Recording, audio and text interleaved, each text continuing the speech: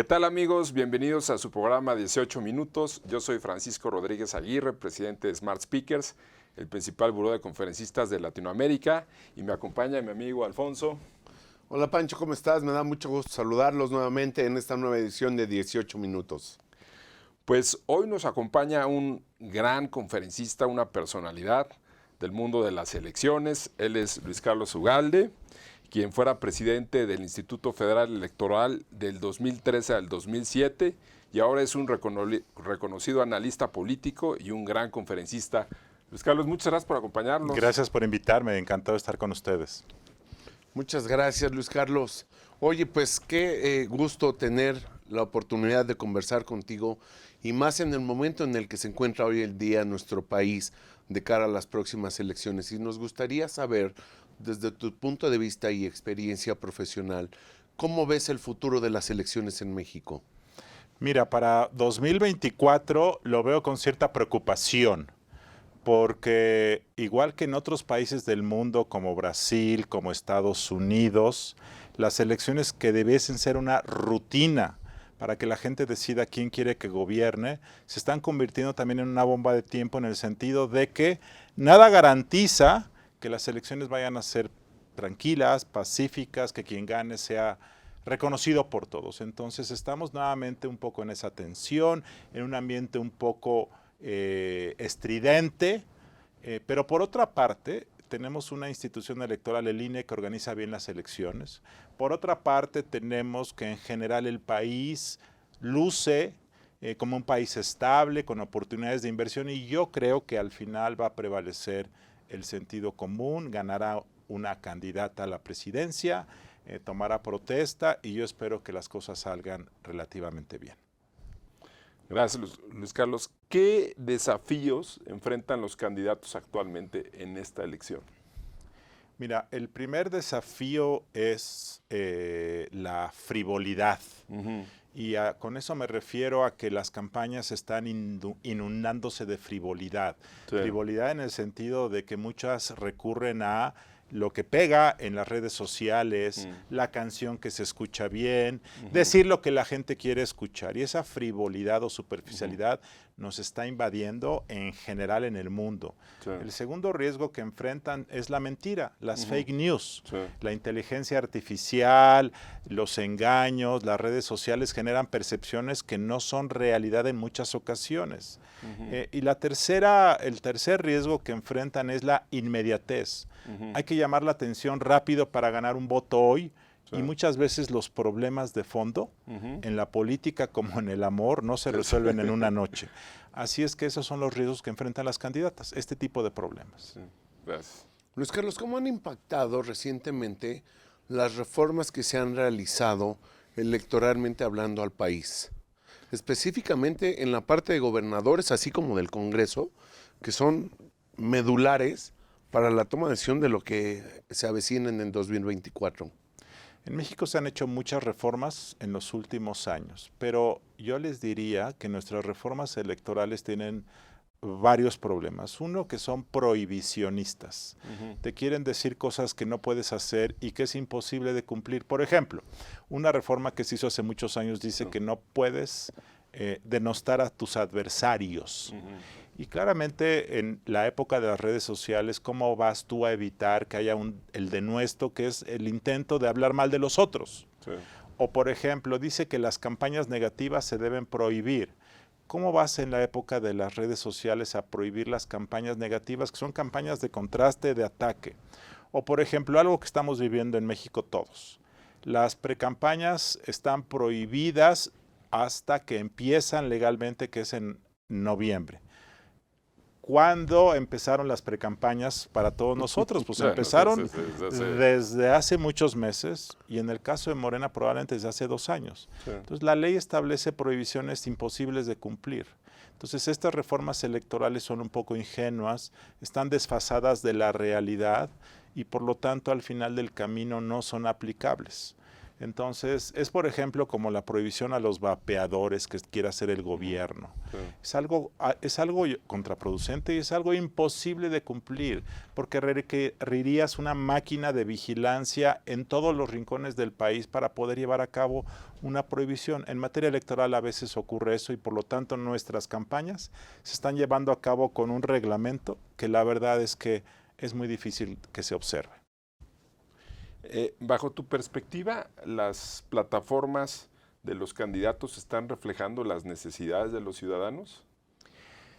Yo creo que todavía no las conocemos porque están empezando a hablar. Por cierto, una cosa ridícula de la ley electoral es que como estamos en precampaña, Sí. todavía no pueden hacer propuestas de gobierno. Pues, Entonces eso es lo tenemos principal, a Claudia ¿no? Sheinbaum, a Xochitl Gálvez siendo precampaña, pero como presuntamente las precampañas son para los militantes de los partidos, Sí. entonces no pueden hablar de propuestas al público en general, pero yo te diría que yo creo que en cierta medida sí van a decir cosas que a la gente le importan, pero también tengo que decir que en las campañas la verdad es que las cosas que se proponen son cosas muy genéricas. Es difícil ir al detalle porque a la gente no le interesa o no le preocupa. Sí veremos propuestas, pero la verdad es que las propuestas ya concretas son las que hace el gobierno una vez que gana la presidencia de la República. Muchas gracias, Luis Carlos. Interesante.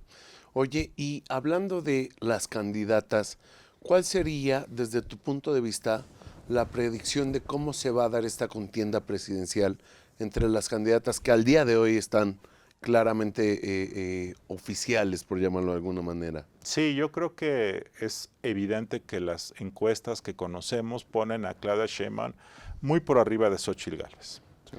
¿Será este el final del partido? Yo creo que falta mucho porque en los hechos el partido todavía no empieza. El partido empieza formalmente el 1 de marzo cuando empiezan las campañas y duran 3 meses. Entonces, siendo la favorita, pues hoy la apuesta sería que probablemente gane, pero hay que esperar. Pueden pasar dos cosas. Uno es que las campañas efectivamente impactan porque la gente escucha, ve cosas que no conoce. Segundo, porque yo creo que las campañas tienden a cerrarse. Ahorita llevan más o menos una diferencia de 20 puntos, 25 puntos. Yo creo que se va a cerrar. Tercero, si yo les dijera cómo estaba el resultado hoy, hace 20 años, en el 99, en el 2005, era diferente.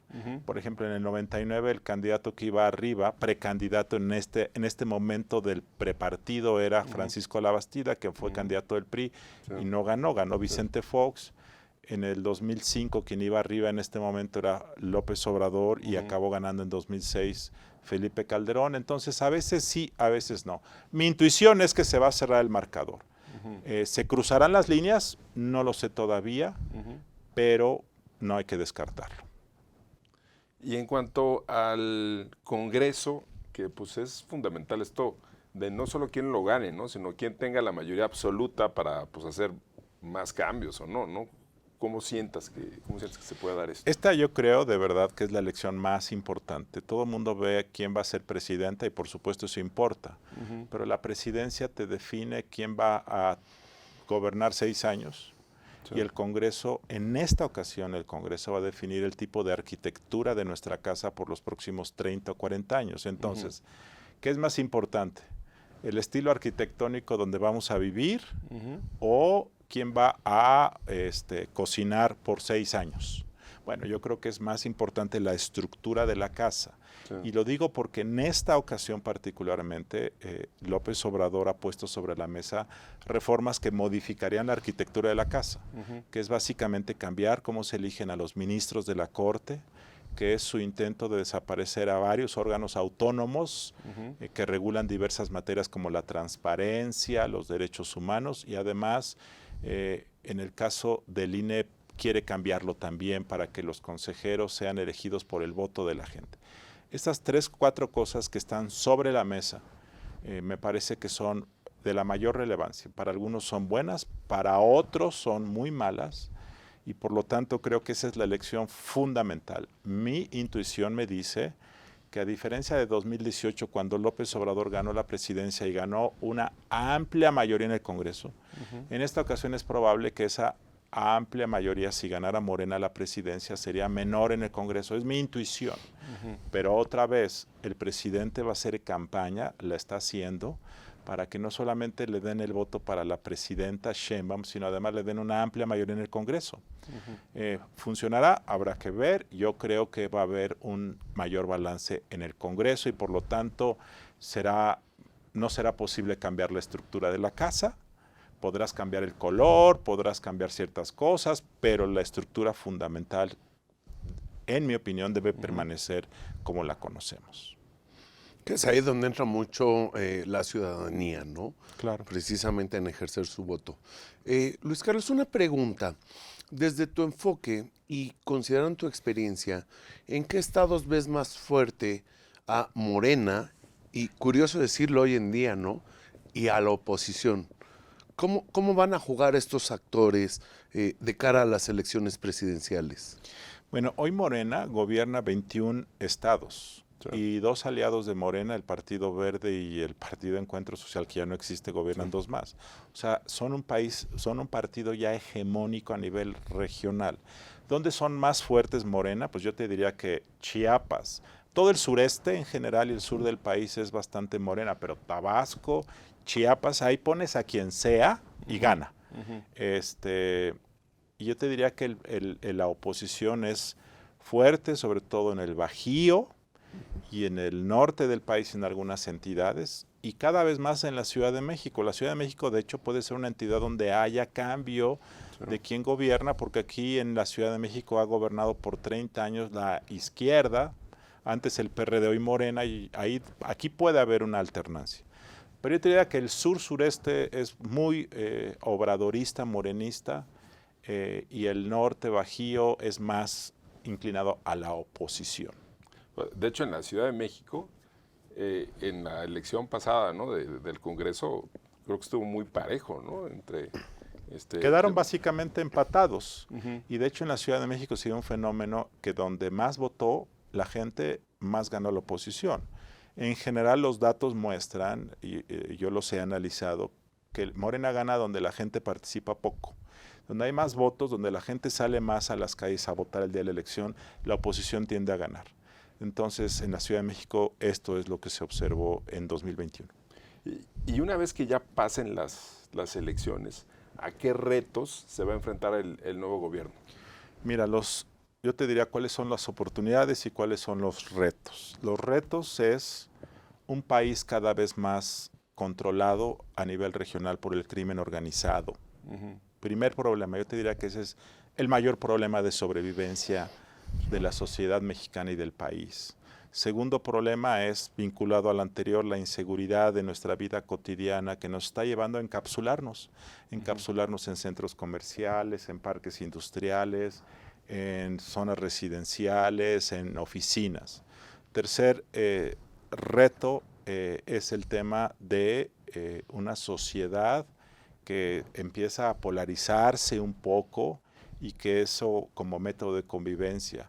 Y cuarto, yo te diría que como oportunidad es el tema del crecimiento económico. El fenómeno de la relocalización o nearshoring es real y desafortunadamente México tiene una capacidad limitada para aprovecharlo. ¿Por qué? Porque la infraestructura que tenemos es incompleta, insuficiente, porque la oferta energética pues está muy limitada por la inseguridad. Entonces, como país sí tenemos ahí una gran oportunidad, pero está incompleta la capacidad para aprovecharlo. Eso realmente es lo que la gente quiere del futuro gobierno, que haya estabilidad económica, que haya capacidad de generar empleo, que se resuelva el tema de la inseguridad. Y por cierto, el tema de la salud. En este gobierno ha habido avances en algunos indicadores sociales, es real, pero el acceso a la salud pública se ha colapsado.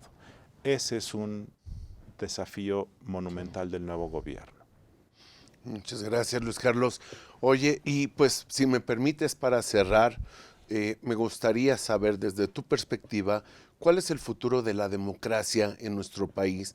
Específicamente, hoy es 11 de diciembre, está ciertos factores ahí en el aire en el transcurso de los próximos días, hablando específicamente tanto del INE como del tribunal. ¿Cuál sería tu análisis que podrías compartir con nosotros en el futuro de la democracia de nuestro país? Y yo le sumaría la Suprema Corte de Justicia también, ¿no? Sí, Porque claro, por supuesto. Miren, la democracia en el mundo está en riesgo. Vean ustedes a Trump en los Estados Unidos. Si Trump gana en 2024 la presidencia, el mundo está en riesgo, no solamente los Estados Unidos. Esto es un tema sumamente grave. ¿Por qué? Porque, lo digo cuidando las palabras, Trump es un dictador en potencia. Y lo digo literalmente en el sentido completo de la palabra, que además va a regresar con un ánimo de revancha y de venganza en un país muy poderoso. Esto va a afectar al globo si eso ocurriese, a México en particular, y en todos los países del mundo hay gobiernos que quieren cambiar la realidad sin respetar las leyes y sin respetar las libertades y sin respetar a las minorías en nombre del pueblo. Ese es un riesgo, y es un riesgo que ha surgido por el populismo, por otros tipos de problemas que se han gestado, como el abuso del poder, la corrupción, etc. Pero en México lo que estamos como desafío es que las instituciones, con todas sus deficiencias, puedan seguir ejerciendo su función. En el caso del INE, ha organizado elecciones con razonable transparencia en los últimos 30 años y López Obrador quiere cambiarlo. Quiere cambiarlo porque le parece muy caro, quiere cambiarlo porque le parece que está al servicio de los conservadores, y eso está en riesgo si el gobierno gana la elección del próximo año con una amplia mayoría. Está en riesgo el Tribunal Electoral, que ahora está en estos días, ha estado en una gran trifulca interna, sus magistrados están peleando, al menos con fecha del día de hoy en donde estamos grabando este programa. Puede cambiar. Puede cambiar la cosa, espero que cuando se transmite ya haya paz, sí. Pero hay una trifulca ahí que puede generar inestabilidad en el Tribunal Electoral. Y la Corte es el tema central de la elección de 2024.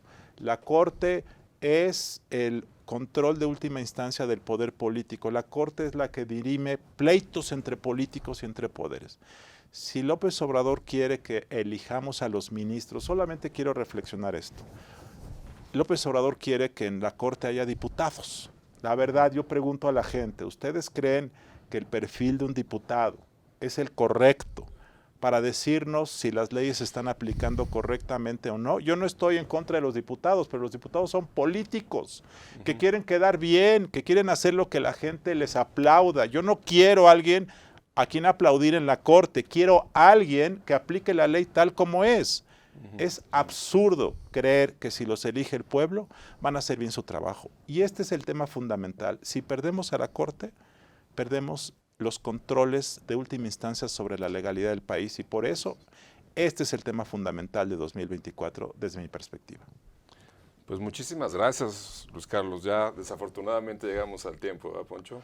Ya sé, nos quedamos con muchos más temas que nos gustaría seguir conversando, pero bueno, hemos llegado al final por esta ocasión y muchísimas gracias. Gracias por tu tiempo, por el espacio y sobre todo por tu punto de vista muy objetivo con el análisis como debe de ser. Encantado. Gracias. Gracias, Luis Carlos. Pues muchas gracias, amigos de 18 Minutos, amigos de MPI, de Mundo Ejecutivo y de Smart Speakers. Nos vemos hasta el próximo 18 Minutos. Gracias.